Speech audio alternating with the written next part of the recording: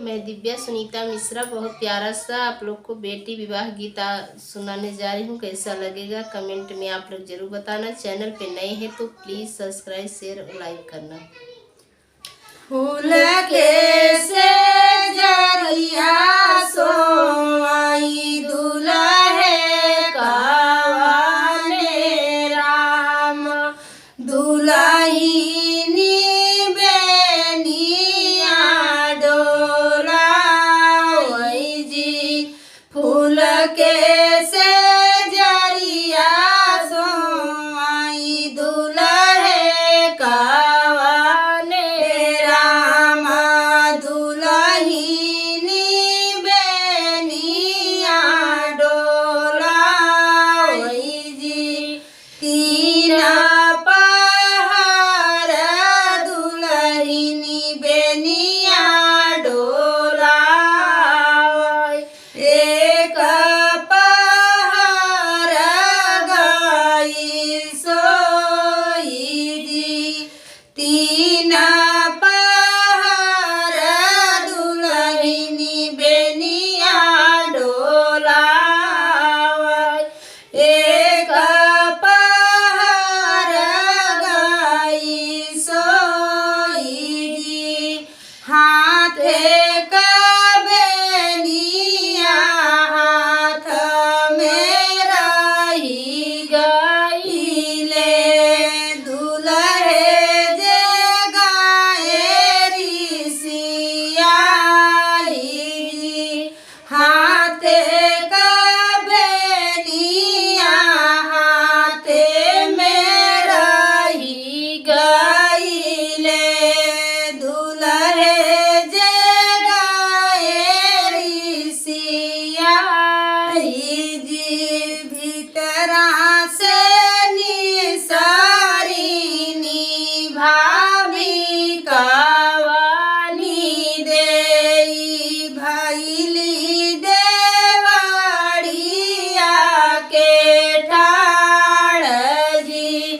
भीतरा से निसारिनी भाभी कावानी देई भैली देवाड़िया के ठाड़ जी।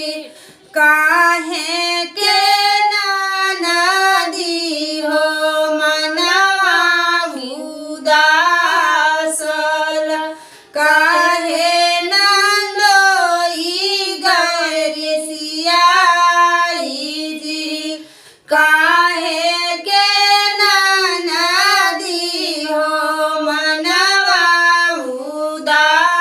उदासल काहे ननदोई गैरिसिया जी।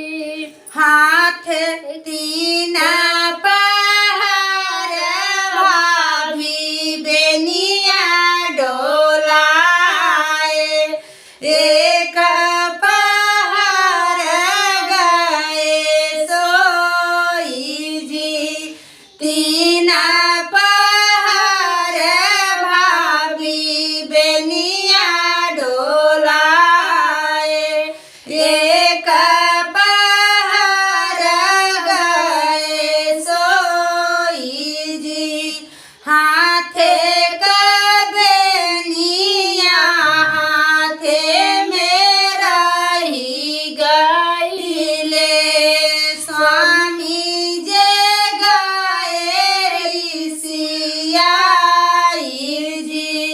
हाथे का बेनिया हाथे में रही गई ले स्वामी जे गाए ऋषिया जी।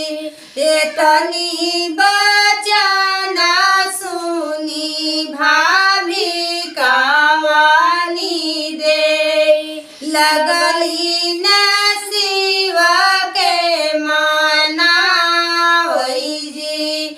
एतनी बचना सुनी भाभी कावानी दे लगली न शिव के माना